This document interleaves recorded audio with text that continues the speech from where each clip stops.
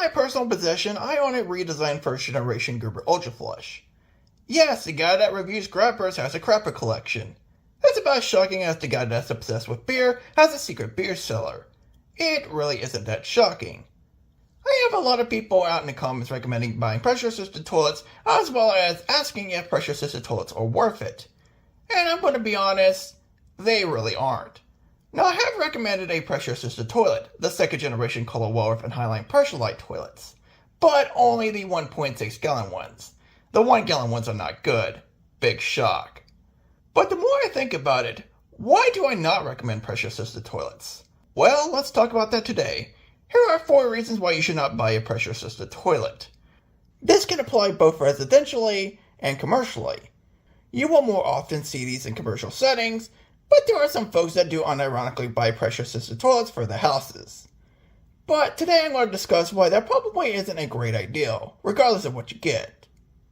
Now, it is worth noting, while most of these factors I'm going to be talking about are not on every toilet, these are generally universal problems that most of these do have.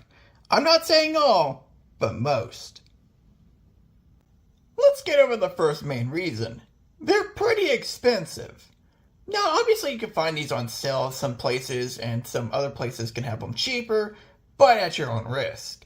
Generally speaking, most of these toilets go from around $400 to $600, which is very pricey. It is also worth knowing that you are basically buying a proprietary toilet. This thing requires a pressure vessel in order to work properly. If you don't have one, you practically got scammed. It is worth noting that if you do shove a toilet on a non-pressure assisted tank, it's basically going to be useless. It needs to have the pressure vessel in order to work. So obviously, watch out for scams. But it is worth noting that you get the proper toilet as well, with the proper setup. Make sure that it always has the pressure vessel. Speaking about these pressure vessels, let's talk about them because they're also a major concern too. These things are very questionable, and not to mention, some of them have been recalled too.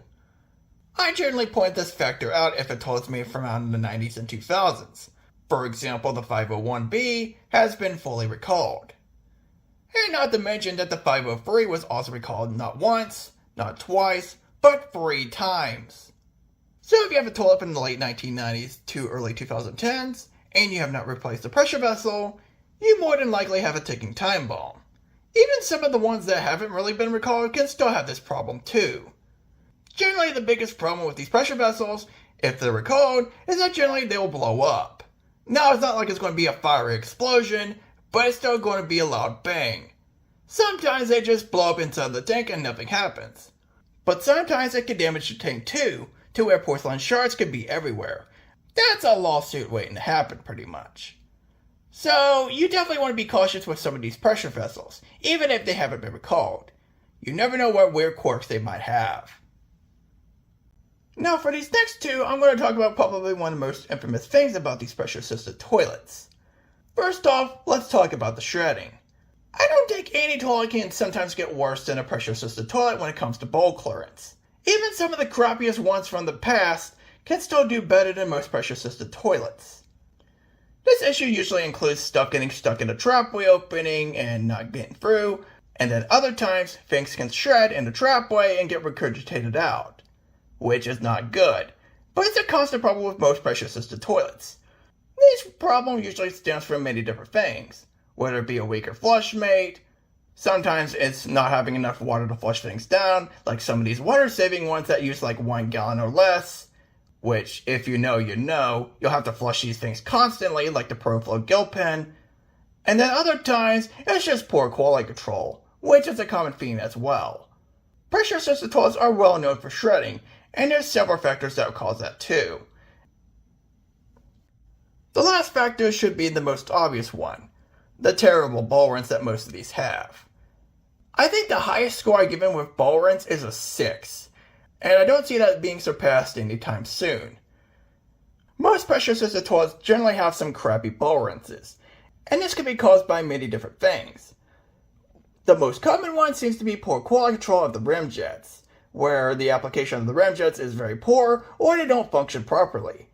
Sometimes it's the pressure vessel, whether it be weaker or using less water, whether that's intended or not. And then sometimes it can be poor rim design. Do I need to mention the first generation color pressure lights? I shouldn't. But generally speaking, the bore-ins is probably the biggest problem with most of these toilets, and probably the most infamous. Granted, there are much more like shredding and the other factors I mentioned in this list, but generally speaking, most people notice the crappy bore-ins on most of these toilets. And it's not going to get much better, unfortunately. It's just going to get worse. And those are the 4 reasons why you probably should not buy a pressure-assisted toilet. Even if I didn't convince you to not buy one, be aware of these factors, because these problems can still happen to you if you buy one.